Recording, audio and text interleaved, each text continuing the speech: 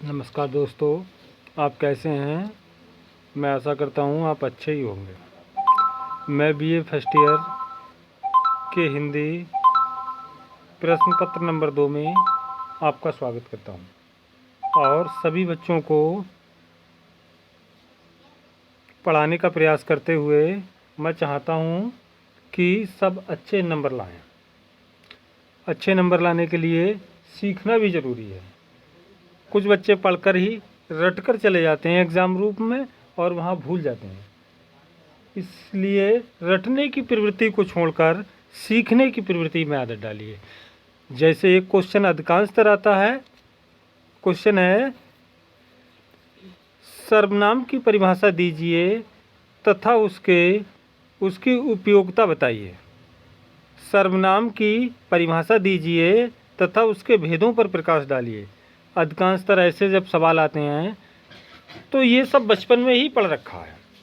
संज्ञा, सर्वनाम, क्रिया, विशेषण, फिर भी कंफ्यूज हो जाते हैं, फिर भी डरते हैं बच्चे और भूल जाते हैं। अच्छे मार्क्स ना आने के कारण अधिकांशतर बच्चे यही भ्रम में पड़े रहते हैं कि हमारे नंबर अच्छे क्यों नहीं मिले। परंतु मैं आपके लिए आज सिखाऊंगा और इस तरह से सिखाऊंगा कि आपके लिए रटना नहीं पड़ेगा। पहले तो इसकी परिभाषा की तरफ ध्यान देते हैं। हमने बचपन में पढ़ा है कि वे शब्द जो संज्ञा के स्थान पर प्रयोग होते हैं सर्वनाम कहलाते हैं। तुम, हम, वे सब आदि। परंतु किताब की लिखी हुई भाषा को देखते हैं। जो शब्द संज्ञा के स्थान पर प्रयुक्त होते हैं उन्हें सर्वनाम कहते हैं। उदाहरण के लिए मैं, तुम, वह आदि। ठीक है, और क्या है इसमें, बात तो एक ही है। और इससे फिर आगे इस तरह से लिखेंगे, कांता प्रसाद गुरु के अनुसार। ये बड़ा क्वेश्चन है, अगर छोटा आएगा तो इसकी थ्योरी इतनी नहीं लिखनी पड़ेगी। ये तो लगभग 6 से 7 नंबर का क्वेश्चन होगा। कांता प्रसाद गुरु के अनुसार सर्वनाम वे विकारी शब्द हैं जो पूर्वापर संबंध से किसी भी संज्ञा के बदले में बोले जाते हैं। वैसे तो सर्वनाम का शाब्दिक अर्थ है, सर्वनाम का मतलब है सबका नाम। संज्ञा भी पढ़ा है, संज्ञा के स्थान पर बोले जाते हैं। तो संज्ञा किसी वस्तु स्थान प्राणी को के नाम को संज्ञा कहते हैं। तो सर्वनाम का तो भी वही मतलब हुआ। किसी प्राणी पर भी लागू होता है, ये किसी वस्तु पर भी लागू होता है, परंतु समझने का अंतर होता है। चलिए इनके भेद की तरफ देख लेते हैं। इसके भेद हैं, सर्वनाम के भेद। सर्वनाम के 6 भेद होते हैं। नंबर एक में देखते हैं पुरुषवाचक सर्वनाम। पुरुषवाचक सर्वनाम वे होते हैं, किसे कहते हैं? पुरुषवाचक सर्वनाम उसे कहते हैं बोलने वाला या सुनने वाला। बोलेगा या सुनेगा, 2 ही पर्सन तो होते हैं। एक बोलने वाला किसी के बीच बातचीत होती है तो 2 ही पर्सन तो होते हैं। पहला बोलने वाला होता है, दूसरा सुनने वाला होता है। तो ये पुरुषवाचक सर्वनाम है। इसके भी 3 प्रकार होते हैं, उत्तम पुरुष, मध्यम पुरुष और अन्य पुरुष। जैसे क्वालिटी होती है, first quality, second quality, third quality, इसीलिए इसमें भी होता है। अब उत्तम पुरुष को देखते हैं। देखिए, उत्तम पुरुष वो होते हैं जैसे बात कहने वाला उत्तम पुरुष होता है। जैसे 2 पर्सन आपस में बात कर रहे हैं, 2 सर्वनाम आपस में बात कर रहे हैं, तो जो बात कह रहा है वो उत्तम पुरुष है। जैसे मैं किसी से बात करूं, मैं कहूं कि क्या कल तू स्कूल जाएगा, तो मैं उत्तम पुरुष हूं। वो सुनने वाला है, वो मध्य पुरुष है। ठीक है, समझ गए बच्चों कि मध्य पुरुष और उत्तम पुरुष क्या होता है। इसमें मैं और हम आते हैं। मैं और हम इसलिए आते हैं क्योंकि बात कहने वाला होता है उत्तम पुरुष, जिसे फर्स्ट पर्सन बोलते हैं। तो ये उत्तम पुरुष होता है, यही तो बात कहेगा, मैं ही तो बात कहूँगा, तो मैं उत्तम पुरुष हूँ। इसके दूसरे रूप में भी आते हैं, मैं, मैंने, मेरा, ये सब इसका दूसरा रूप है।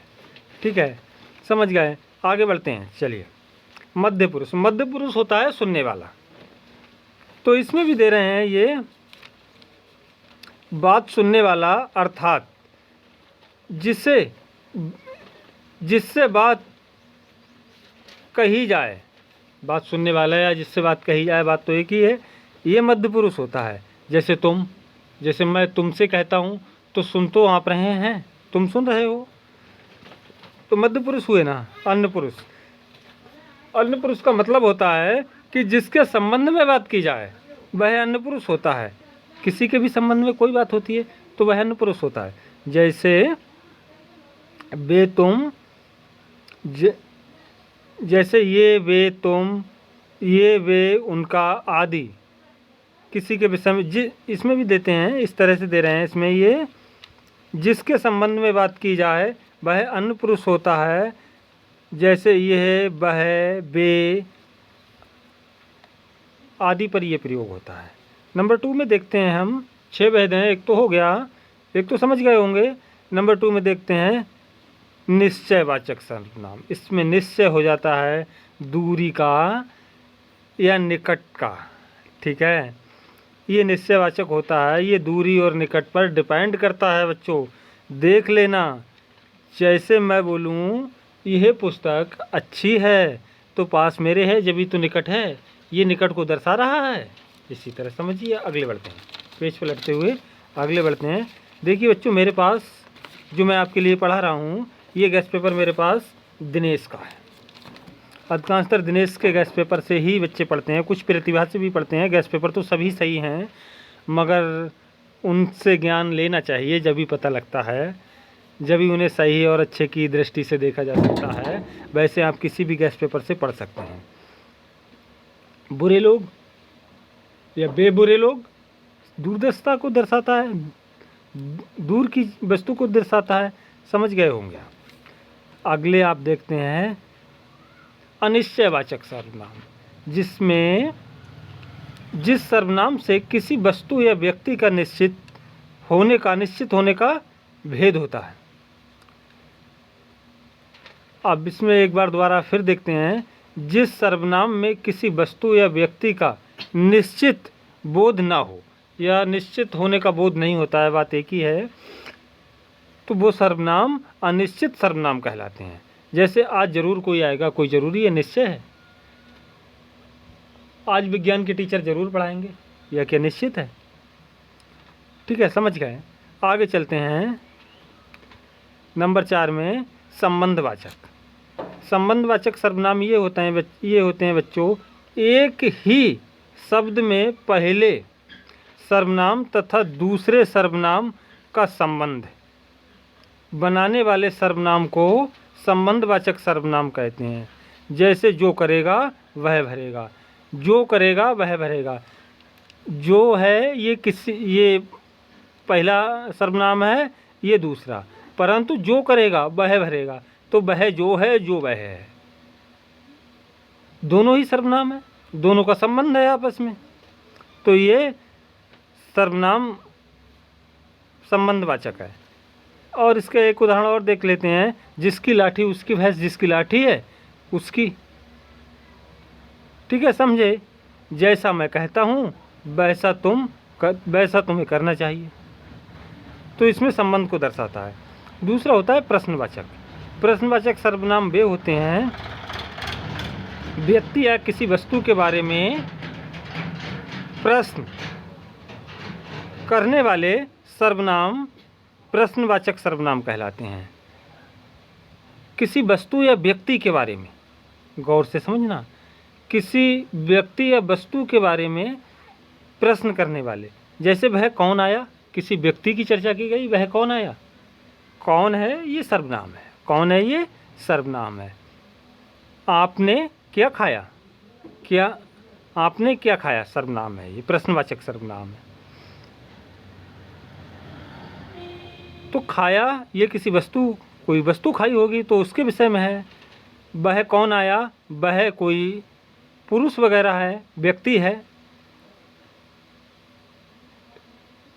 बैठक में कैसा हुआ, ये भी बैठक में कैसा हुआ, ये भी प्रश्नवाचक सर्वनाम है। छठा देख लेते हैं निजवाचक सर्वनाम। निजवाचक सर्वनाम ये लास्ट सर्वनाम है, इसे निजवाचक सर्वनाम को देखते हैं। किसी सर्वनाम से स्वयं अर्थ का बोध हो वह निजवाचक सर्वनाम कहलाता है। दोबारा समझिए, जिस सर्वनाम से स्वयं अर्थ का बोध हो वह निजवाचक सर्वनाम कहलाता है। जैसे मैं यहाँ काम आपसे ही लूँगा। दूसरा उदाहरण देखते हैं, मैं अपने सारे काम स्वयं करती हूँ। आप समझ गए? फिर समझ लेते हैं, जिस सर्वनाम का स्वयं अर्थ का बोध हो। ये स्वयं ही अर्थ निकाल रहे हैं कि मैं सारे काम स्वयं करती हूँ, मैं वह काम आपसे ही करवाऊँगा, खुद ही अर्थ निकालने हैं। ठीक है। प्रश्न नंबर 5 में है क्रिया। आगे चल के आप क्रिया को भी देखेंगे और इस तरह मेरी वीडियो को देखते रहेंगे तो आशा करता हूँ आप अच्छे नंबरों से पास होंगे। कोई समस्या आने पर मुझे कमेंट कर सकते हैं। धन्यवाद।